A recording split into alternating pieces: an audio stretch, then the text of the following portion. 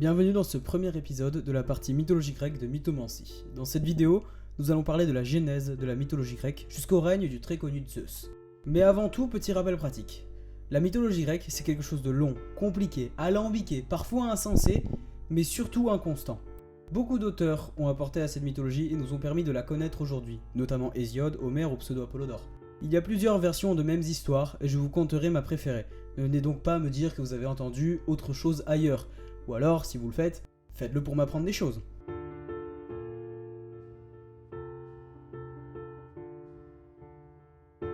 À la naissance de l'univers, il n'y avait rien. Et tout à la fois. En fait, il y avait le chaos. Il engloutissait à la fois lumière et noirceur, vie et mort. Du chaos naquirent ce qu'on appelle les dieux primordiaux. Nyx, la nuit, Éreb, les ténèbres, Tartare, le purgatoire, Eros, l'amour et l'érotisme, mais surtout, celle qui nous intéresse dans cette histoire, Gaïa, la terre et la déesse mère. Celle-ci était si féconde qu'elle eut un enfant toute seule, Ouranos, le ciel. Ouranos, aussitôt né, s'étendit sur Gaïa pour procréer. Il fit avec sa mère toutes sortes d'enfants, des géants, des cyclopes, des hécatonchires qui sont des géants à 100 bras, et des titans.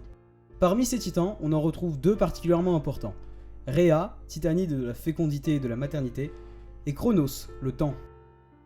Ouranos n'était pas un mari idéal. En réalité, il n'arrêtait pas son acte sexuel avec Gaïa. Le ciel ne se décollait donc jamais de la terre et gardait prisonniers ses enfants à l'intérieur d'elle-même. Après de longues années, Gaïa demanda à son plus jeune fils, Chronos, qui était aussi le plus charismatique, de l'aider.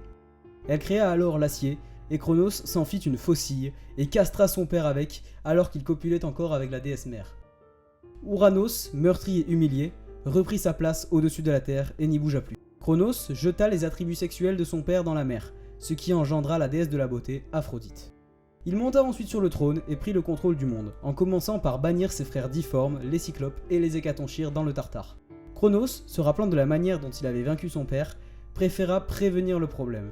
Il mangea donc tous ses enfants à leur naissance, ce qui déchirait le cœur de Rhea, son épouse et sa sœur. Si bien qu'à la naissance de leur 6e enfant, Zeus, elle donna à manger à son mari des pierres dans des langes. Rhea envoya ensuite son enfant en Crète, dans une grotte cachée à Lyktos, où il fut élevé par les nymphes du mont Ida et allaité par la chèvre Amalthée. Pour assurer une discrétion à Zeus, les Curettes, fils de la terre, entrechoquaient des armes lors de leur danse guerrière afin de couvrir les cris de l'enfant. Arrivé à l'âge adulte, Zeus entreprit d'évincer son père. Il courtisa la titanide Métis, fille des titans Thétis et Océan. Elle sera d'ailleurs la première épouse de Zeus et la mère de la très célèbre Athéna.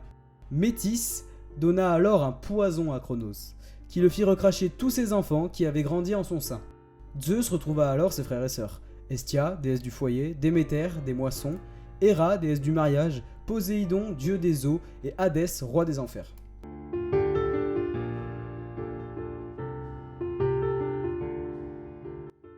S'engagea alors une guerre entre les dieux et Chronos, guerre qui dura 10 ans et qu'on appelle la Titanomachie.